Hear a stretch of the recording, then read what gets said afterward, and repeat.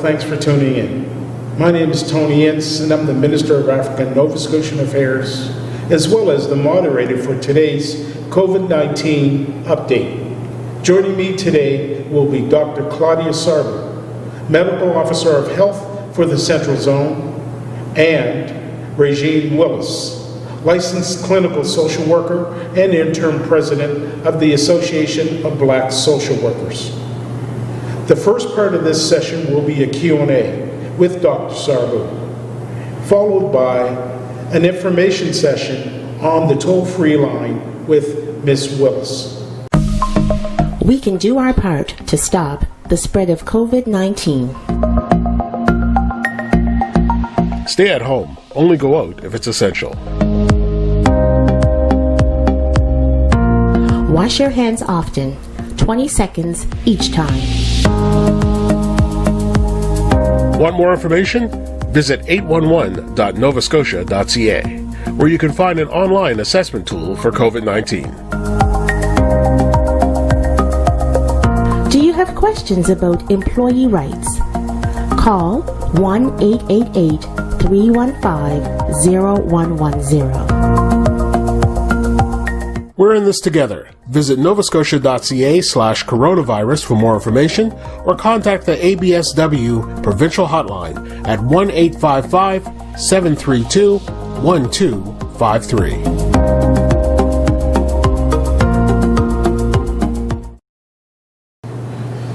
Now, before I begin, I'd like to make a comment. I've witnessed great commitment, dedication, and strength by all Nova Scotians during this uncertain times. Community members have and are stepping up. They are supporting one another. And the numbers of COVID-19 are decreasing. But the journey's not over. We have to stay vigilant. We have to be cautious. We have to continue to practice physical and social distancing, as well as the proper hygiene techniques. Folks, please take care of one another and be safe. Let's begin. I have Dr. Sarbu. Now, Doctor, I hope you're ready for my questions. Yes, I am. Well, thank you. Well, the first question I have, Doctor, is, just give me a moment here. I lost track. Has there been any changes regarding COVID-19 social distancing measures? So, first of all, thank you for inviting me. Thank you. It's a pleasure and an honor to have this conversation with you, and I prepared, as everybody can see, I have many papers here to read from, lots of information. Everybody knows that we released some of the measures that have been put in place in terms of allowing some businesses to open or reopen beaches, and I can talk about this, but in terms of the public health directives, the measures that we ask people to follow, those are still the same. And specifically, we need to still maintain physical distancing, those 2 meters apart. For now, social gatherings are not permitted for more than 5 people. It is an exception when I will talk about family bubbles, but outside of the family bubbles, the gatherings are not permitted. We still need to maintain good hygiene, washing hands, not touching our face with unwashed hands. It's a priority, and many times will help us prevent any infections. Then we need to cough and sneeze in our sleeve, and it's the allergy seasons, everybody's sneezing, but still we need to cover. And of course, it's very important, I mentioned it, but we need to avoid to touch our hands. This is how viruses enter our body, by touching the eyes, nose, and mouth. Well, thank you. And what restrictions have been lifted, if any? Well, I have here a long list of restrictions. So effective May 1st, we had trails, provincial and municipal parks. We had community gardens open, garden centers and nurseries, which is allowing us to do a little bit of physical activity and enjoy the outdoors. Sport fishing from shore or boat. Boating is allowed. Boating, yacht or sailing clubs can open, but only for preparing the boats for the use, not for people to get together. Golf driving ranges open, cottages can be used, and drive-in religious service with the condition that people stay in their cars and the cars are parked 2 meters apart, so we interrupt transmission. Then later on, on May 15, we've been allowed to make the family bubbles, which made everybody a little bit happier. Good. And May 16, beaches reopen, golf courses reopen, but again, the golf course may also have a dining room. People are allowed to use just the bathrooms, if possible, limited number of people inside, and people still cannot get together, and we have to maintain the distance. And then we have some outdoor facilities for archery, paddling, tennis, equestrian activities, and sailing. This reopened, but again, it's not with a team, it's not with a coach, it's you individually, you do your activity. And people can, if there is a facility, we can use only the washrooms and change rooms. Thank you. So last week, the list of symptoms being screened were expanded. What symptoms should we be looking for now, and when should we call 811? So the list of symptoms was expanded. From before, we had only 5. So beside fever, which could manifest, or we can feel the chills, the sweating from it, cough and worsening cough, sore throat, headache. We have right now shortness of breath, muscle aches, sneezing, nasal congestion, runny nose, this was from before, hoarse voice, so because of a sore throat, diarrhea, unusual fatigue, the loss of sense for smell and taste, it's an important one, and for children and youth under the age of 19, one of the reactions of the body through the inflammation is to impact the blood vessels in the toes.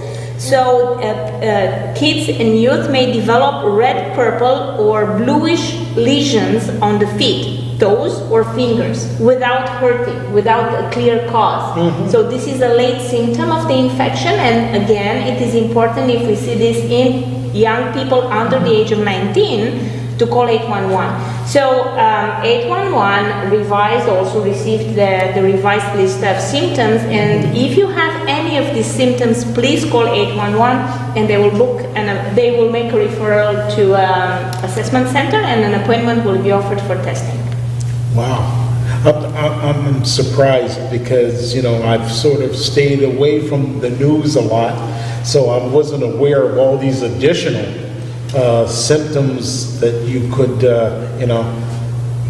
call in on. So as we did our work and across the world, of course in Canada and here locally in Nova Scotia, as we interview cases, we realized that people and their contacts, we realized that people may actually have only one symptom, like runny nose, or people may have one day of fever, or it's just a sore throat. So decision was made by a special advisory committee at federal level to expand the list in such a way that we could clearly monitor the disease and we capture any new infections so we could stop the spread.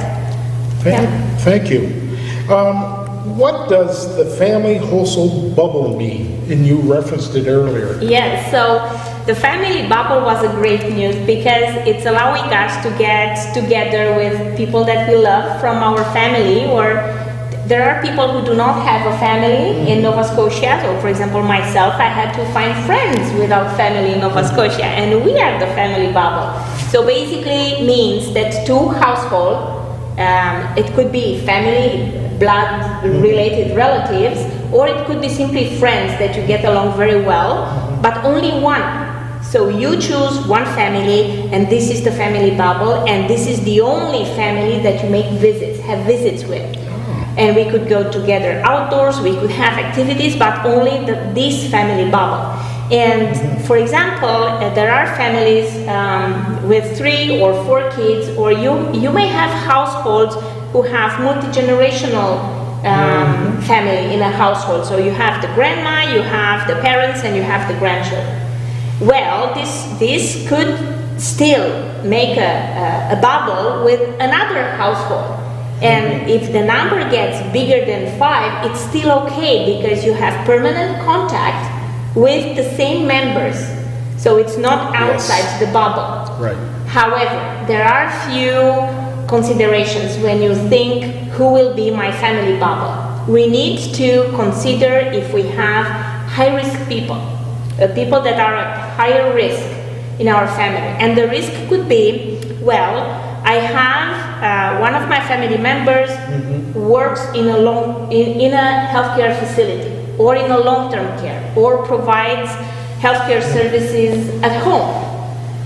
This person, because of the nature of the work with vulnerable people, this person should be protected from infections. So you may decide or not to have a family bubble, but if so, maybe with a small number of other people added. So healthcare workers are one, but then if you have seniors with comorbidities, again, you have to think very, very carefully who do you want to have as a family bubble. People that you could trust, they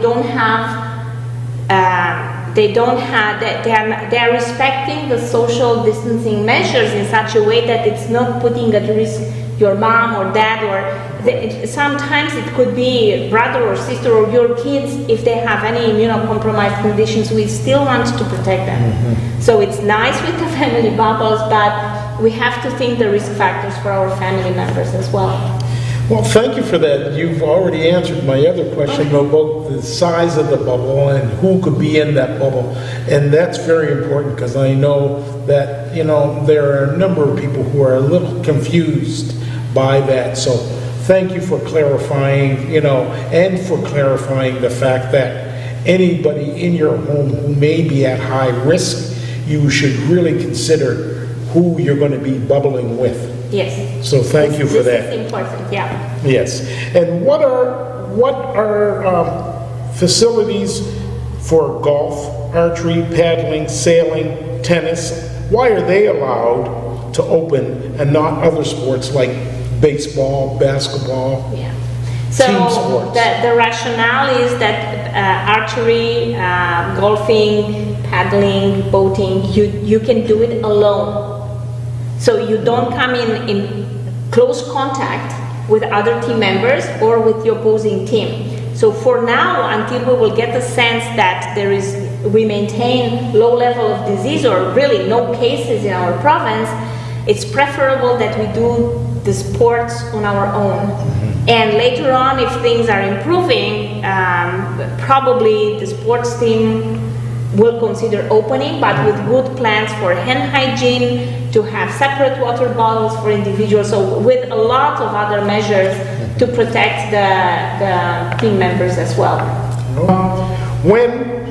This is an important question because I know there's a lot in the media today and yesterday and most recently. When should I wear a mask? And, is it necessary?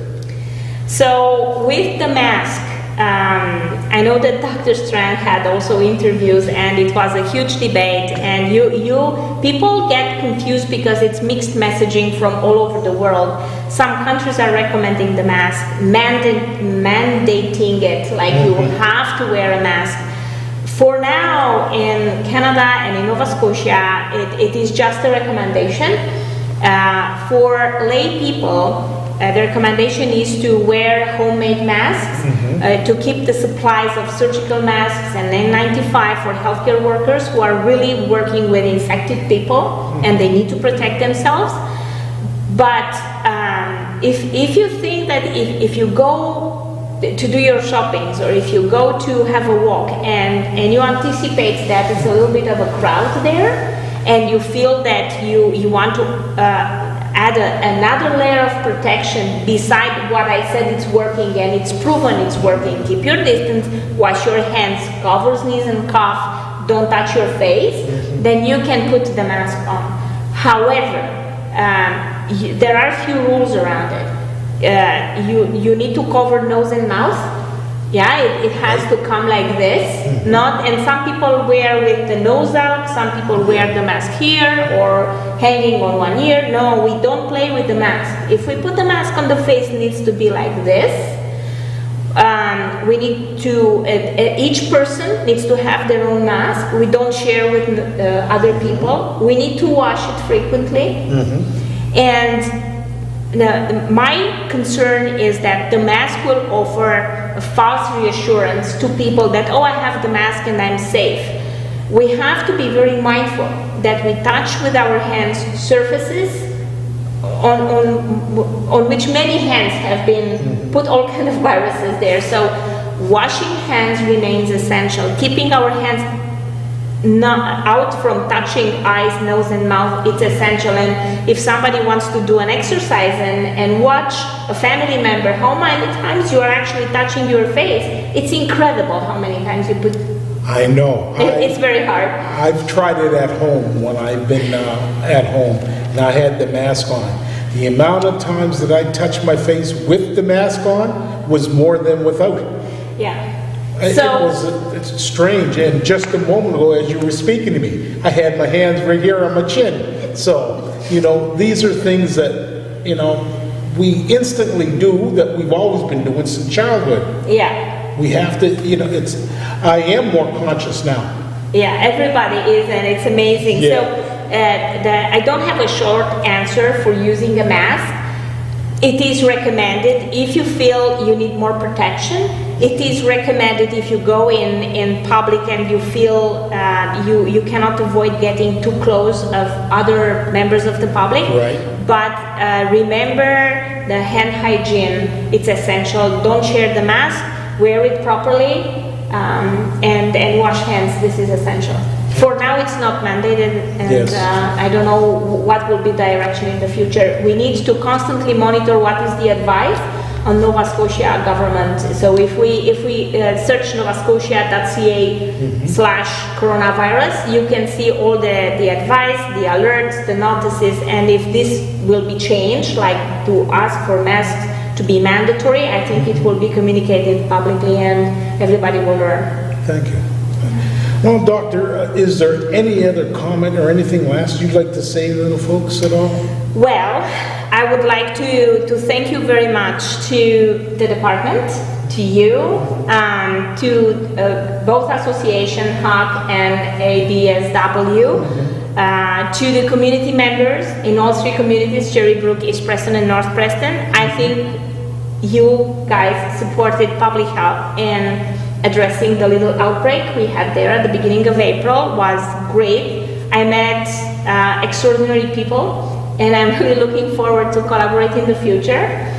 And my message for the community is we have been successful. We definitely reduced dramatically the spread of disease in our community, in your communities, but we still need to be vigilant. Until we will have a vaccine for this disease, we are not safe. Okay, so things will reopen, businesses and etc. in certain steps and a certain interval of times over the summer. But please be mindful that we still need to do social distancing, hand hygiene. Unfortunately, we cannot give hugs to all our friends and families as we like, or shake hands. We will have to keep those expression of affection and love only for our household, because we live together with the members of our household, and for the other people we just send love from 2 meters. And I wish everybody to have a safe and beautiful summer, and I hope that in the fall, when the cold season is coming and we will have influenza and other minor colds, we will work together again, this time not to respond to a crisis, but to prevent one from happening and to work together nicely to protect our vulnerables. Well, thank you. Thank you so much, Doctor. Thank you to you and all the health workers and all those who are on the front lines who are, doing all this hard work, extra lifting, the extra times that's put on them. I can't imagine. Thank you all so much. Thank you. So we'll turn it over to RaJean right now, who assists with the Association of Black Social Workers toll-free line.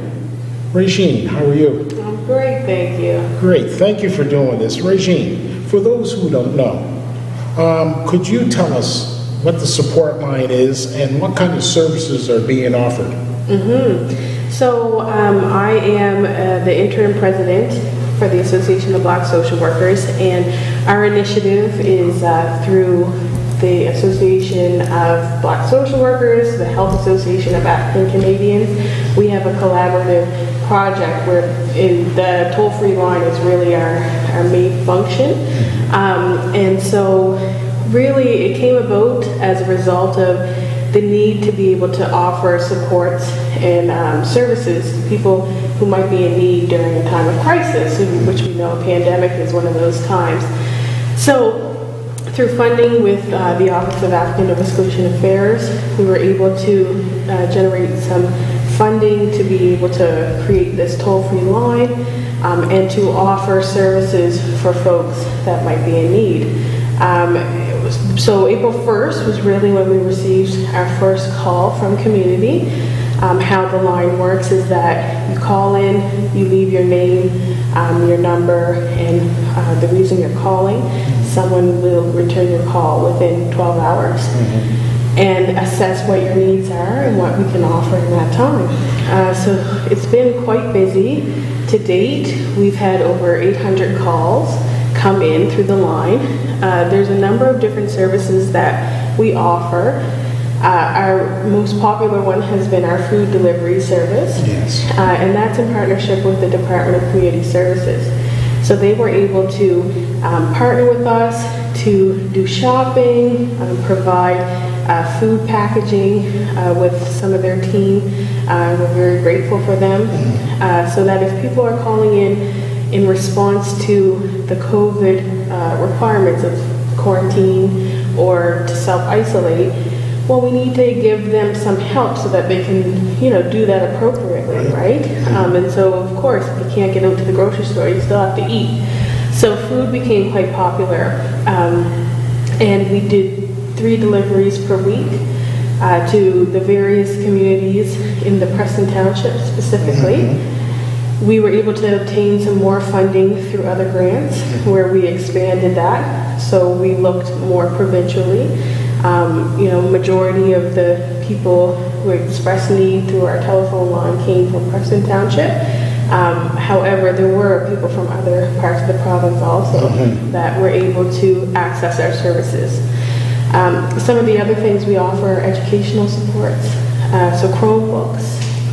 Those were quite hot demand around the beginning, in particularly for the high school students, because that is something they access while they're in school. And so recognizing that not all had access to that type of technology, we were able to offer that. We've also have mental health support. So that could be around any type of mental health need. We have people on board for helping out with that. Also, public health support. So we have a consultant that we talk to learn more about what are the numbers looking like. How does that match up to what we're seeing on our phone line and the requests that people have. We also have support for medical types of supplies. So, for example, blood pressure machines. That was something that people were requesting because the access to that stuff is different now. So we've been able to assist in those ways too. So thankful for the many partners that we've had. We've had anonymous donors who have donated money, but also things like hand sanitizer, which is another thing we can offer in terms of cleaning supplies. Masks. People in the community really came together. They started making masks, and we were able to provide those to people. And the whole project wouldn't be possible without community help. And we want to really give a big thanks to them for us, our ability to really, come together. We have community coordinators that provide the delivery services for the food and supplies, educational school supplies and things like that. And also they help to rally to figure out what are the needs of the community. We do have a seniors compassionate grant through United Way. And given we're moving more into a virtual world, we have the ability to provide some technology for our seniors through tablets and internet service. So those are some of the creative ways that we've been able to. Sounds like you guys have been very busy. We have been quite busy. You know, April, and you just listed off more than 20 things that you were doing. Yes. Providing supports, collaboratively with community and other organizations. If I can just go back just a little bit and ask you about the mental health thing, because for me, that, especially during this time, it's something that we should be talking about more, I believe, and we all know the challenges within our community of people not wanting to talk to people about those personal things. Absolutely. How important is it for us to really try to reach out and talk to somebody? I think it's essential that we have the access, first of all, so people that are available who we can speak to when it comes to our mental health and the concerns that we might have. I think also as people of African descent, we're very relational, and so it's very challenging to have to separate from other parts of your family who may not be in your household, or even understanding, who really counts as part of my household, because we do have many intergenerational families, and you might have a neighbor that is your relative, and is that considered my household or not? And so I think we need to promote that talking about mental health is a good thing. The signs of recognition when something might not be your normal, and you might be feeling a bit off of what you usually feel like. I think it's important to name those things, and both the Association of Black Social Workers and HAWK have in the past, and really what they stand for is health and wellness, right, and the promotion of that, the facilitation of that, and so I think it's very important, and I think that this is a starting or a continuation, I should say, of the work that's already been happening, right. And with this line, we do continue to have it available. So we are reducing some of our services based on the numbers that we're seeing in response to government protocols, and the fact that we've done an awesome job as community at flattening the curve. So I think that needs to be applauded and recognized provincially, maybe even nationwide. And so because of that, because of community being able to do that, and so quickly, then I think we need to keep this line open so that folks can still have a place to access when they might be feeling as though there are other supports that they need, including mental health and wellness. So let me ask you one last question then. So given what you're speaking about mental health and being able to talk to someone, I guess you would say then it's okay to feel anxious. It's okay to feel uncertain. It's okay to feel all those feelings, right? You're allowed to feel that way. You're allowed, and I think it's probably more common than not that most of us do feel that way, myself included. Okay. So I think we need to acknowledge that, yes, it is okay to feel those things, and that if they seem to be overwhelming or consuming you in some kind of way, or a loved one, that there are people available that you can speak to help work through some of that stuff. But the first step is to acknowledge it and to understand that this is something new that most of us have not experienced before in life, and even the fact of grieving comes with that, of loss. Things are different now, and we have to adjust. So on that note, I would encourage people to call our line and access supports that are available to them when it comes to overall health and well-being, questions about COVID-19, mental health and wellness, and any other supports that folks might need to get through this time and our future ahead. Well, thank you so much. Thank you so much. You've provided a great service. Thank you for stepping up and doing what you're doing, especially given that you're going to be, giving life soon. Yes. So thank you so much, and have a great day, and thank you to your team and to everyone who has stepped up, all those first responders and all folks who have stepped up and are helping us get through this. Yes, we're in it together. Thank you. Thank you, Mr. So, once again, I'd like to thank Dr. Sarbu and Ms. Willis for providing the information and coming today. I'd also like to thank all Nova Scotians for their continued work on keeping our communities and families safe. Folks, please, I know this is tasking. I know it's a lot of hard work. You know, as we just had the conversation about touching your face and doing, it is a must. Try to be conscious.